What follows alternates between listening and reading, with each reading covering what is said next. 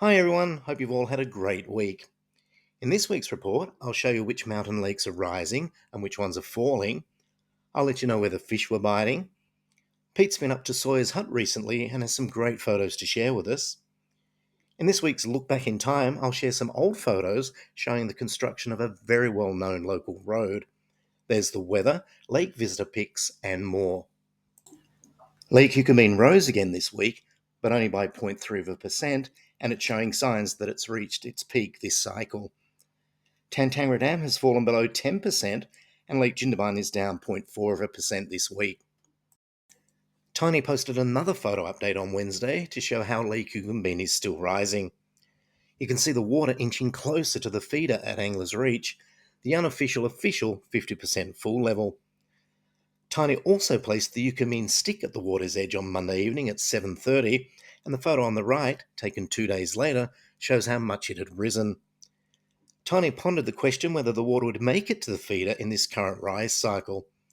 Unfortunately, I'm pretty confident it won't, unless there's around 200 plus millimetres of rain in the catchment area in the coming weeks.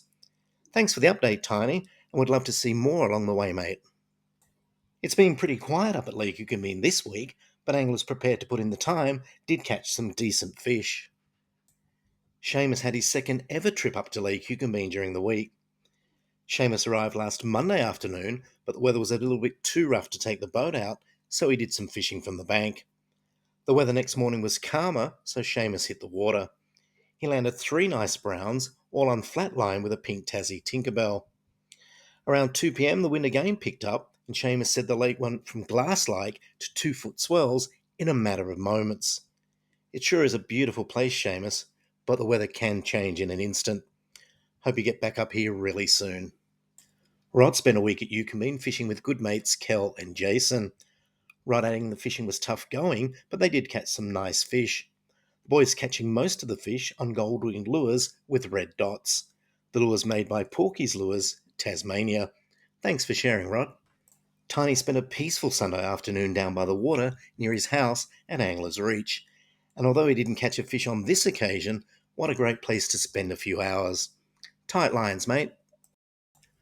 Brett spent yesterday and Friday up at Lake Eucumbene and caught these big browns from the bank on worms. Brett was fishing between Graceley Island and Angler's Reach. Great catches, Brett. Dallas was up at Eucumbene last weekend and said the fishing was much slower than normal. Dallas fished various parts of the lake, mainly to escape the wind. He landed a couple flatlining around Copperbold with bullet minnows in a goldfish colour. Thanks for sharing your trip with us, Dallas. Andrew is also up at Lake Eucumbene this weekend and caught these rainbows on some glittery tassies. Andrew adding it was pretty tough going on the water with the wind. Andrew had a great time with his mates Reno, Chris, Nate, and Ross. Pete took a trip up to Sawyers Hut recently on a glorious spring morning. Pete taking these great photos showing both the inside and outside of the hut. Sawyers Hut is located at Sawyers Hill near Rocky Plains Fire Trail and beside the Snowy Mountains Highway. It's a popular rest spot for travellers passing through the mountains.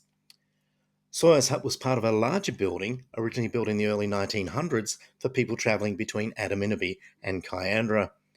Its strategic position meant it acted as an exchange point for stores and supplies, especially in winter. Back in the 1940s, when mail was delivered on horseback, heavy snow often meant the mailman, who was inbound from Cooma, would leave his horse at Sawyers Hut and continue on to the mining settlement of Kiandra on skis. Unfortunately, like nearby Delaney's hut, which is my favourite hut in the mountains, original Sawyers Hut was burnt to the ground in the 2003 bushfires that swept through the mountains. It was rebuilt in 2009 by the National Parks and Wildlife Service, but again succumbed to fire in January 2020. The current Sawyers Hut was rebuilt in 2022. It took 8,000 brad nails, 2,000 regular nails, 500 screws, and 288 boards and battens. It was rebuilt with modern techniques, including wooden boards that were treated with fire retardant to make them less prone to ember attack. Let's hope the current Sawyers Hut will be standing for many more years to come. Weather-wise, it'll be a week of two halves up at Eucumbene. Cold, showery weather to start the week, but warmer and sunnier by the end of the week. Maximum temperatures ranging from 10 degrees tomorrow and Tuesday to a much more pleasant 23 degrees next Sunday. In this week's Look Back in Time, here are a few pics of some roadworks taken back in 1951. Many people watching this video would have driven on this section of the road. Do you know where this spot is? I'll give you a couple of clues. It's 22 kilometres from Cooma, 28 kilometres from Adaminaby, 140 kilometres from Canberra, and 865 metres above sea level. Well, if you guessed it's roadworks around Wambrook Creek, well done. This was the start of a major upgrade of the road between Cooma and Adaminaby. At its highest point, it reaches 1,290 metres above sea level at the top of what is known locally as Muniong, just near the turn-off to Middling Bank and Berriedale. The road slowly falling back to 1,018 metres at Adaminaby. Construction of the road gathered pace in the 1950s at the start of the Snowy Mountains scheme, and it played a vital road corridor to allow construction traffic to get through the mountains and onto the various scheme work sites. Something I didn't know that was between 1892 and 1903, there was a small school at Wambrook to cater for a growing farming community. So next time you travel on the road from Cooma to Adaminaby, now known as the Snowy Mountains Highway, look to your left after passing Wambrook Creek Bridge, and that's where the old school was.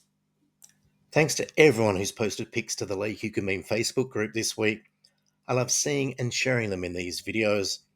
And if you haven't posted one yet, please do, and you might just see it here in a future report. Although these pics weren't taken up in the mountains, Kim thought they may be of interest to some people, so he posted them to the Lake Eucumbene Facebook group. And they sure were, with over 1,000 people liking and commenting on the photos. Kim was part of a group undertaking the waterfowl survey for the South Australian Department of Environment and Water at Coorong last Monday. The pics captured a rare sighting of a snake fishing. Kim said the snake disappeared under the water for about 4 minutes, and the group thought it was drowning, but, to their surprise, it popped up with a fish in its mouth. Kim adding he'd seen many snakes swimming before, but this was definitely a first. What a moment in time capture, Kim, and thanks for sharing with the group. John posted another great nostalgic pic during the week. This time it's not Eucumbene, but it was taken not too far away at the ravine Lobbs Hole back in 1965. John holding what looks like a big brown. John's pic created quite a few comments on the Lake Eucumbene Facebook group, with many, including me, reminiscing what a beautiful, peaceful place this was to fish. Access to this part of the Eurangabilly River has been closed since the start of the Snowy 2.0 works. So let's hope we can all get down there for a fish again one day soon. Thanks for the memories, John, and please keep the old photos coming. We love seeing them. Shorty was also reminiscing about the mountains this week and posted this pic of him and his good mate Bob, the pair fishing at Seven Gates back in 2006. They fished for 2 days and landed this impressive haul of rainbow trout, nearly all caught on pink flatfish lures. Shorty telling me that they rarely kept this many, but the family back home requested smoked trout. Shorty adding they caught and released another 7. Great memory, Shorty, and thanks for sharing with the group. Gary shared this pic with the group that he took back in the late 80s. Gary and his mates had been fishing between Buckenderra and Wainui Bay late at night using Mrs. Simpson's and big dark flies. The fish had all been chasing mud-eyes. Gary adding once hooked, the fish would come straight at the bank, so the boys would haul in the line whilst running backwards. The fish averaged about 2¼ pounds. A couple were eaten, but most made it into the smoker. Great times, Gary, and thanks for the memories. Tiny's really been channeling his natural side lately. Last week, Tiny posted a pic of the first ladybug he'd seen for the season near his home at Anglers Reach. This week, Tiny saw the first harlequin bug out enjoying some warm spring sunshine. Tiny adding chartreuse power bait will be on the bait menu this week. Good luck, Tiny, and you'll have to let us know how you go, mate. For pick of the week, I've gone with this great shot sent in by Bob. Bob was fishing from the bank down near the markers at Anglers Reach last Sunday. Bob telling me he watched this storm roll in from the south during the afternoon, but luckily for Bob, the storm missed the lake.